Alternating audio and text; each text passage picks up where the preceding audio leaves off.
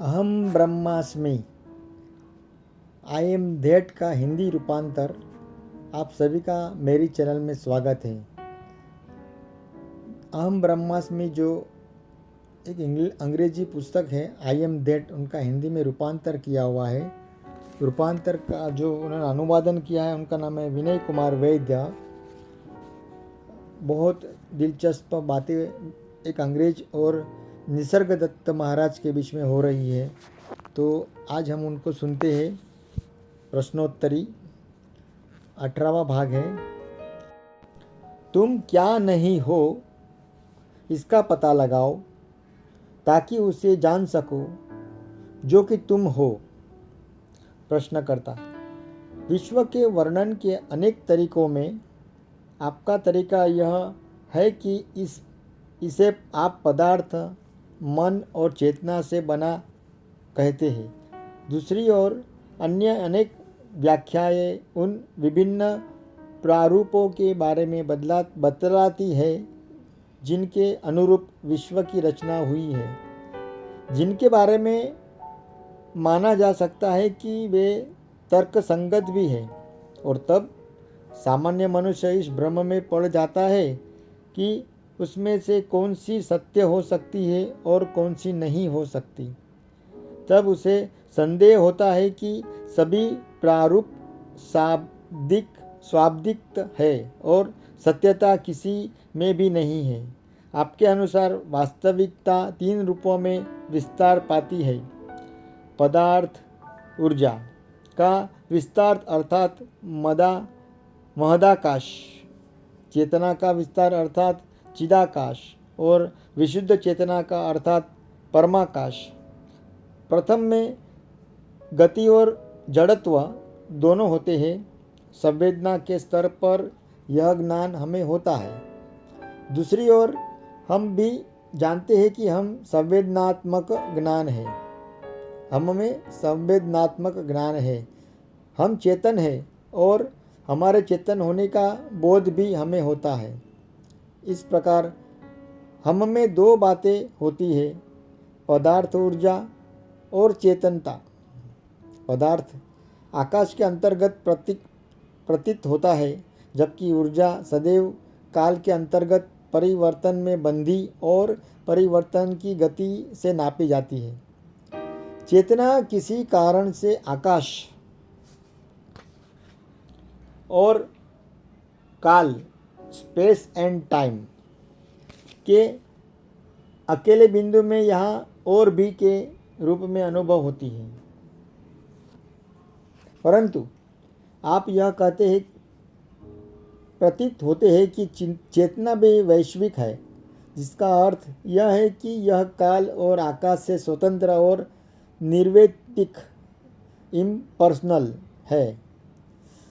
मुझे यह समझ में कि स्थान काल के स्वतंत्र होने तथा यहाँ और अभी में कोई विरोधाभास नहीं है, कठिनाई नहीं है, परंतु निर्वैयक्तिक चेतना के बारे में मैं अनुमान नहीं कर पाता। मेरी दृष्टि में चेतना सदैव किसी बिंदु पर संकेंद्रित, व्यक्ति से संबंधित और व्यक्त ही होती है। आप यह कहते प्रतीत होते हैं कि संवेदनकर्ता के बिना भी संवेदन संभव है, प्रेमी के बिना भी प्रेम होता है और कर्ता के बिना भी कर्म होता है। मैं अनुभव करता हूँ कि ज्ञान, ज्ञाता और ज्ञात की त्रिपुटी जीवन की प्रत्येक गतिविधि में देखी जा सकती है।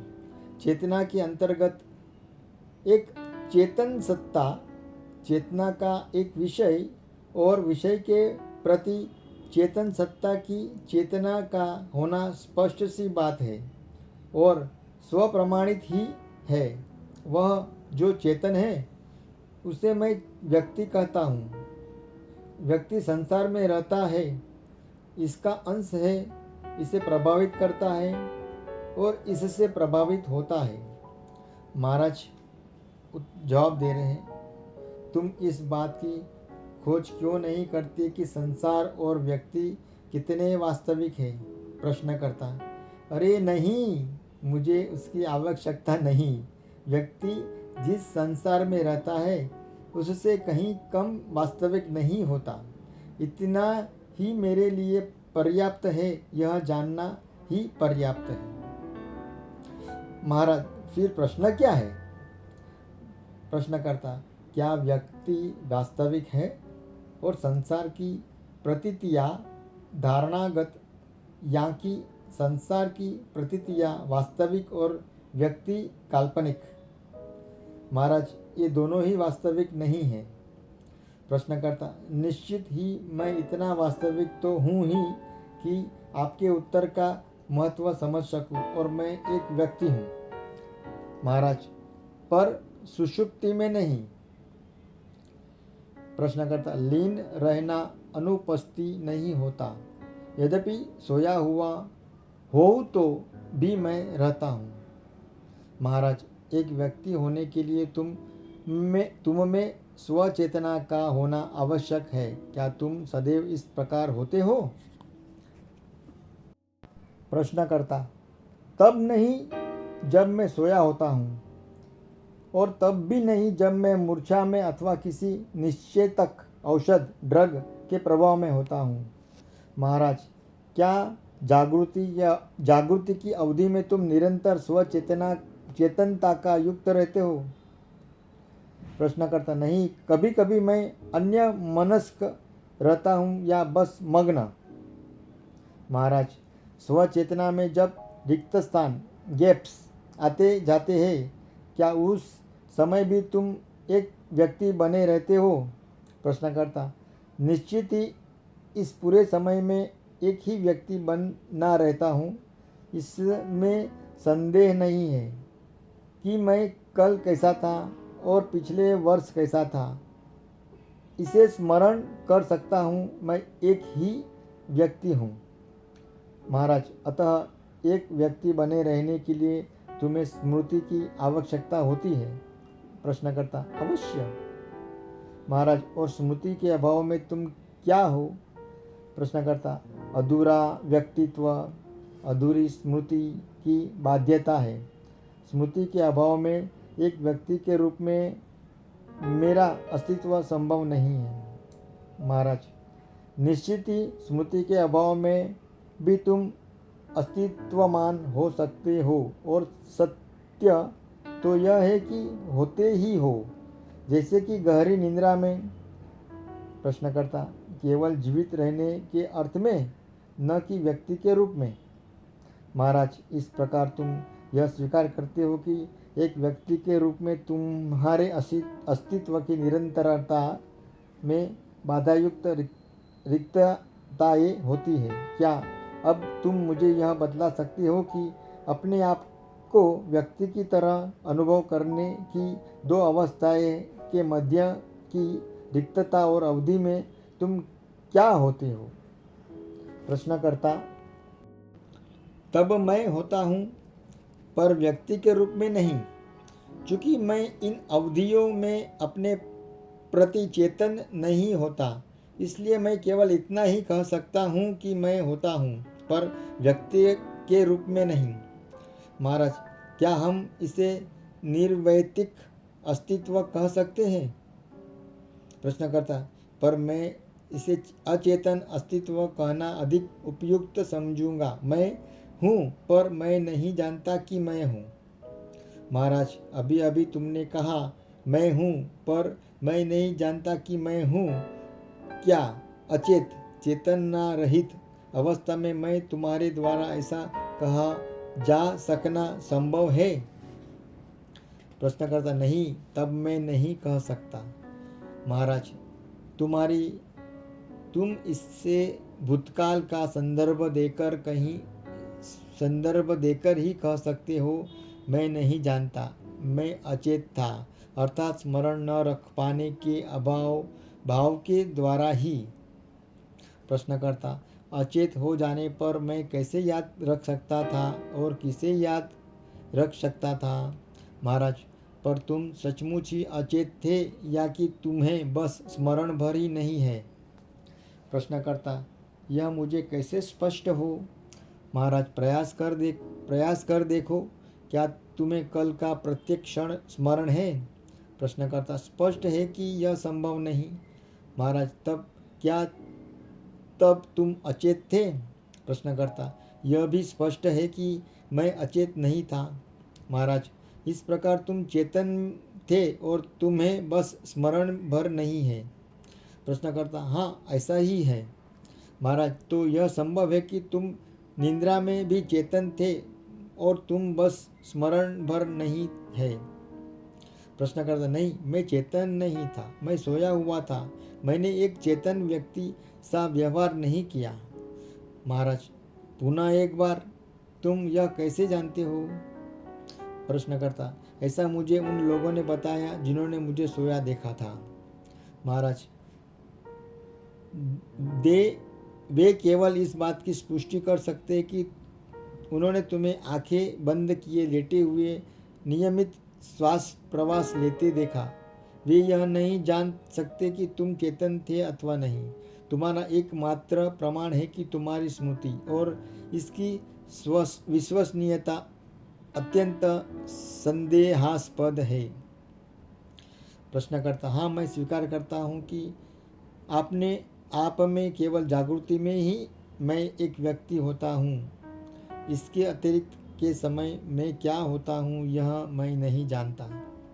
महाराज तुमसे कम इतना तो जानते ही हो कि तुम नहीं जानते।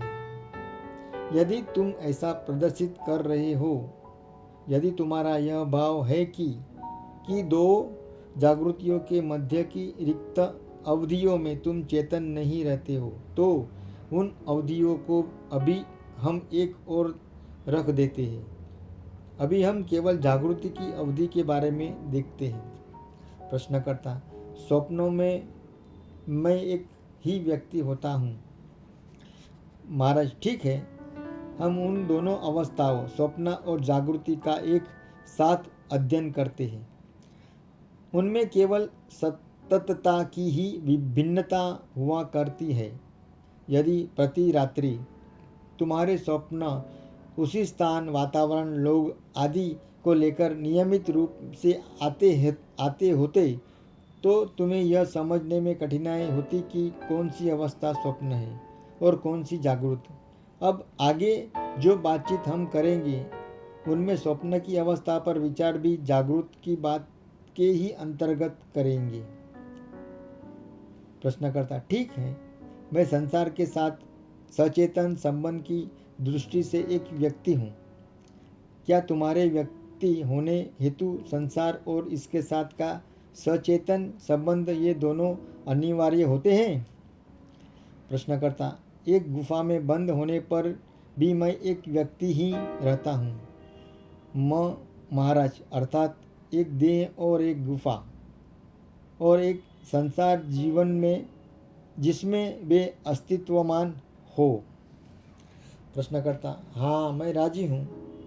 मेरे व्यक्ति रूप में अस्तित्वमान होने के लिए संसार और उसकी सचेतनता आवश्यक है। महाराज इस प्रकार व्यक्ति संसार का अनिवार्य अंश हो जाता है। अन्य शब्दों में संसार व्यक्ति का अनिवार्य अंश हो जाता है। ये दोनों एक ही बात है। प्रश्नकर्ता चेतना असंलग्न है और संसार और व्यक्ति चेतना में प्रकट होते हैं। महाराज तुमने कहा प्रकट, प्रगट, प्रगट, क्या तुम अप्रगट विलीन शब्द को भी इसके साथ रख सकोगे? प्रश्नकर्ता नहीं, मैं ऐसा नहीं कर सकता। मैं केवल अपने और अपने संसार के प्रकट होने का ही बोध रख सकता हूँ। एक व्यक्ति के रूप में मैं यह नहीं कह सकता संसार नहीं है। संसार के अभाव में यह कहने हेतु मैं भी न रहूँगा। चूँकि संसार है इसलिए मैं कह सकता हूँ संसार है। महाराज शायद यह इसके विपरीत हो, तुम्हारे होने से संसार है। प्रश्नकर्ता मुझे ऐसा व्यक्तत्व अर्थरहित सा प्रतीत होता है।